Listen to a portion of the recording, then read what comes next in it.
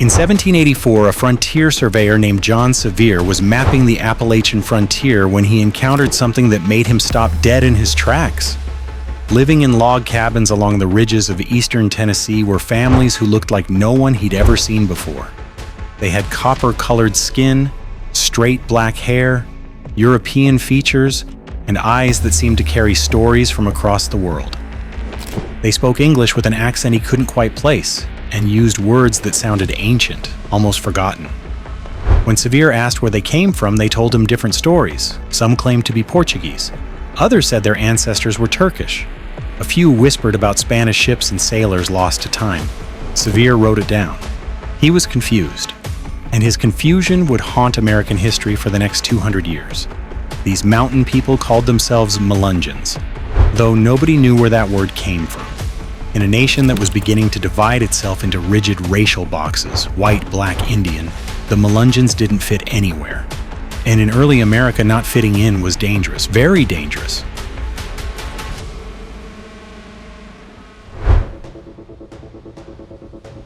For centuries, the Melungeons remained one of America's deepest mysteries. Were they Portuguese shipwreck survivors, Ottoman galley slaves, lost colonists, descendants of a secret racial mixing that the nation wanted to forget? The theories multiplied. The stories contradicted each other. And the Melungeons themselves were forced into silence, pushed onto ridgetops, barred from schools, stripped of voting rights, and hunted down by government officials who wanted them erased from the historical record. But here's what makes their story so powerful. The answers were always written in their DNA. For 200 years, folklore and speculation filled the void. Then came modern genetic science. In the early 2000s, when DNA testing finally became available, researchers began collecting samples from documented Melungeon lineage families. What they discovered wasn't just surprising, it rewrote everything we thought we knew about colonial America, racial mixing, and how isolation preserves genetic history. This is the story of a people caught between worlds. It's a story of legal persecution that created genetic bottlenecks. It's a story of how isolation preserved ancestral lineages so perfectly that 300 years later, scientists could still trace exactly where their ancestors came from, not from a single shipwreck or isolated event, but from a multi-generational colonial mixing pot involving Europe, Africa, the Mediterranean, the Middle East, and the Americas. But before we dig into the ridges where this mystery began, if you're fascinated by hidden histories written in our DNA, by the stories that genetics reveals about who we really are, hit subscribe. We uncover the truth about ancestry, identity, and the people history forgot. Now let's go back to 1784 and follow the path that led to one of America's greatest genetic mysteries. They'd been here for generations, yet no one knew what they were. Here's what we know from the earliest records. By the 1780s, certain families with distinct surnames, Collins, Gibson, Goins, Mullins, Bowling, Minor, were already well established in specific mountain regions of Tennessee, Virginia, and North Carolina. These weren't recent arrivals. The tax rolls and church records showed they'd been there for generations. Some appeared in documents dating back to the 1700s, even into the 1600s in some cases. They owned land. They had family networks. They'd been building lives in these mountains long before the major waves of European settlement. But here's where it gets strange. Nobody could agree on what they were. Official documents called them different things at different times. Free people of color, mulatto, Indian, sometimes even white. The same family would be classified 3 different ways depending on which census year you looked at, which county clerk was doing the paperwork, or simply which side of the mountain they lived on. This inconsistency wasn't bureaucratic sloppiness. It was confusion, genuine, documented confusion. The racial categories that would later become rigidly defined didn't exist yet in the 1700s. Colonial society was messier than we imagine. Church records showed something else. These families were marrying each other. A Gibson would marry a Collins. Their daughter would marry a Mullins. Their grandson would marry another Gibson. The same surnames repeated generation after generation within a tightly bound network.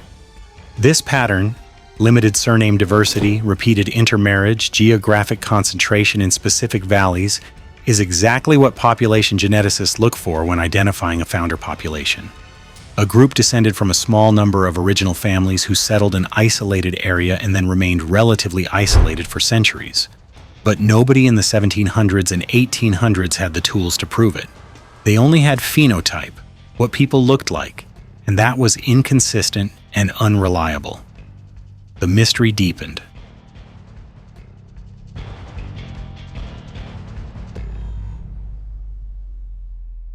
Then came the laws. In 1834, Tennessee passed a new constitution. It was brief and brutal. Only free white persons could vote, own land with full protection, or testify in court. For Melungeon families who'd owned their mountain farms for 50 years, this was catastrophic. Suddenly, families that had been functioning as landowners were reclassified as free persons of color. They lost voting rights overnight. Their children were barred from public schools, but also rejected from black schools. They couldn't testify to defend their own property in court. This wasn't unique to Tennessee. North Carolina had similar laws. Virginia tightened its classifications too. The consequences were immediate and devastating. When a white neighbor claimed your land, you couldn't go to court and defend it. You couldn't testify. You couldn't even vote for officials who might have helped you. The most famous case is Vardy Collins, a Melungeon war hero who fought in the War of 1812. In the 1840s, when a white neighbor claimed Vardy's 300-acre farm, Vardy took it to court. The judge ruled that as a person of color, Vardy couldn't testify in his own defense. He lost everything. His family was forced higher into the mountains onto ridgetops where the soil was so poor that no white person wanted it. This pattern repeated across Appalachia. Melungeon families were systematically pushed into geographic isolation, not because they chose it, but because the law forced them there. But something remarkable happened. That forced isolation became genetic preservation. When families stopped intermarrying with surrounding communities, not by choice, but because of legal, social, and physical barriers, they became a genetically isolated population. They married each other. They stayed in the same valleys for generations. Any genetic diversity they carried from their colonial ancestors remained relatively concentrated, preserved like genetic time capsules. By the 1900s, the legal isolation had reached new levels of cruelty. In Virginia, Walter Plecker, the state's registrar of vital statistics, became obsessed with enforcing the 1924 Racial Integrity Act, a law stating that anyone with even one drop of non-white blood was legally colored. He kept lists of suspect surnames. He sent investigators to mountain communities to examine children for signs of mixed ancestry. He changed birth certificates. He invalidated marriages. He destroyed lives. Families that had been passing as white for generations were suddenly exposed and reclassified. Children were expelled from college. Fathers lost their business contracts. Fiancé broke engagements. The Ramsey family of Wise County, successful, integrated into white society with children in college, received an anonymous letter in 1943. Within weeks, Plecker changed their classification. Their children were expelled. Their father lost contracts. The entire family fled to Ohio and never spoke of their heritage again. Hundreds of families scattered. Some became white in new towns. Others became black or Mexican or Italian. They burned family photos. They destroyed genealogical records. They tried to erase themselves, but they couldn't erase their DNA. Then everything changed. America began, mixed. But one orphan shouldn't exist here. By the late 1990s, something changed. Consumer DNA testing became available. The internet connected people who thought they were alone with others who had the same mysterious family stories. And researchers started collecting samples. One of the most significant early studies came from researchers analyzing colonial records combined with emerging genetic data.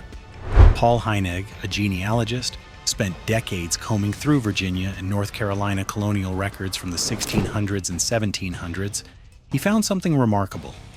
Before the rigid racial laws of the 1800s, the American colonies were far more genetically mixed than traditional history teaches. Portuguese and Spanish sailors jumped ship in Virginia ports. Turkish and Arab galley slaves escaped from Mediterranean vessels captured or traded in Atlantic ports. Free African craftsmen worked alongside European indentured servants. Native American groups traded and intermarried with all these populations, and they created families. One documented case, John Collins appears in 1640s Virginia records listed as a Turk. He married a Native American woman. Their children married into families of Portuguese sailors and free African landowners. By 1750, their descendants were established farmers in the frontier regions that would become Tennessee. Another line traces to Portuguese Ishmael, recorded in North Carolina in 1690. He married the daughter of a Native American woman and an escaped African man. Their grandchildren married into Mediterranean and English settler families. These weren't isolated incidents. Heineck identified at least 50 mixed families in colonial Virginia and North Carolina who later became identified as Melungeon. They shared characteristics. They were free people of color who owned land. They worked as blacksmiths, carpenters, and traders. When racial laws tightened in the tidewater regions, they moved inland, westward toward the frontier, into the mountain valleys where nobody could easily track them. Then came modern DNA analysis. In the early 2000s, researchers began systematically collecting DNA from documented Melungeon lineage families. The results were stunning. Paternal DNA, Y chromosome passed father to son. About 30% carried R1b, common in Western Europe. 25% of the men carried haplogroup E1b1a, a lineage tracing back to West and Central Africa. Around 15% belonged to J2 or J1, common across the Mediterranean and Middle East. Another 10% carried QM3, a marker of Native American ancestry. The remaining 20% formed a diverse genetic mosaic, including G2A from the Anatolian and Caucasus regions, Y2 from the Balkans, and several others originating across Central and South Asia. Maternal DNA, mitochondrial, passed mother to daughter. European H and U haplogroups were common. African L1 and L2 haplogroups appeared regularly. Native American A, B, C, and D appeared in roughly 15% of samples, but the real surprise was M and N haplogroups, typically found in South Asia and the Middle East, extremely rare in European-descended American populations. And then there was the autosomal DNA, the DNA inherited from all ancestral lines combined. This told the most detailed story. Then everything changed. America began, mixed. But one orphan shouldn't exist here. When researchers analyzed the autosomal DNA in detail, they found something extraordinary. The genetic mixture dated precisely to the colonial period, roughly 8 to 12 generations back, exactly matching the time frame of early colonial mixing. This wasn't recent admixture. This wasn't 20th century mixing that later got mislabeled. This was 1600s to 1700s mixing, preserved in the DNA of people whose ancestors then remained isolated for 300 years. Here's why that matters. Normally, when populations mix and then continue to mix with the broader population, genetic segments get diluted. After 10 generations of marrying outside your community, the DNA from a distant ancestor becomes fragmented and nearly undetectable. Most people can't even identify genetic ancestry for more than 4 or 5 generations back. But Melungeons preserved it. Because of the legal and social isolation that trapped them in the mountains, they didn't marry outside their community. They married each other. And because they married each other, the ancient colonial-era DNA segments remained intact, concentrated, and detectable 300 years later. It's like they were carrying genetic time capsules from early colonial America. The research also revealed something specific about the geographic origins. The Middle Eastern and North African DNA wasn't randomly distributed. It showed patterns specific to regions that supplied galley slaves to Spanish and Portuguese ships in the 1600s and 1700s, coastal Algeria, Tunisia, Western Turkey, and Mediterranean ports. Some Melungeon families carry mitochondrial mutations so rare they exist in only 0.01% of the world population. And where do they appear? In 3 places: isolated villages in northern Portugal, the Atlas Mountains of Morocco, and Melungeon communities in Appalachia. That's not coincidence. That's a genetic fingerprint pointing to a specific ancestral origin in the Mediterranean, North Africa, or Iberia during the colonial period. The genetic evidence also corroborated something the Melungeons themselves had always noticed. They suffered from specific diseases and physical traits that didn't match surrounding populations. Mediterranean fever, thalassemia, the distinctive Anatolian bump, a knob on the back of the skull common in Mediterranean populations. These weren't random genetic noise. They were evidence of Ottoman, Mediterranean, and North African ancestry. The DNA doesn't lie. For 2 centuries, people told stories about Melungeon origins. Some of those stories were right, some were completely wrong. The Portuguese shipwreck theory, partially supported. Iberian genetic markers do exist in some Melungeon lines, but there was never a single shipwreck event. Instead, what we see is evidence of Portuguese and Spanish sailors, traders, and indentured servants who migrated to colonial Virginia and North Carolina over several decades and intermarried with local populations. That's more complex and more interesting than a single dramatic shipwreck. The Turkish Ottoman slave theory, partially supported. Y-DNA haplogroups J2 and J1 and maternal signatures from North Africa and the Mediterranean do suggest Ottoman and North African ancestry. And yes, records document that some escaped galley slaves ended up in American colonies. But it wasn't the dominant origin story, just one thread in a much larger tapestry. The lost colony of Roanoke, not supported. There's zero genetic or genealogical evidence connecting Melungeons to the lost colony. This myth persisted because people wanted a dramatic story. DNA evidence eliminates it entirely. The tri-racial isolate claim. Partially accurate but incomplete. Yes, Melungeons do carry European, African, and Native American ancestry, but they also carry Mediterranean, Ottoman, and possibly South Asian ancestry. It's not a simple 3-way mix, it's a multi-generational colonial mixing pot involving at least 5 distinct ancestral sources. What the DNA actually proves? Melungeons descend from multiple free mixed families formed in early colonial Virginia and North Carolina between the 1600s and early 1700s. These families came from diverse origins: Iberian, African, Mediterranean, Ottoman, and Native American.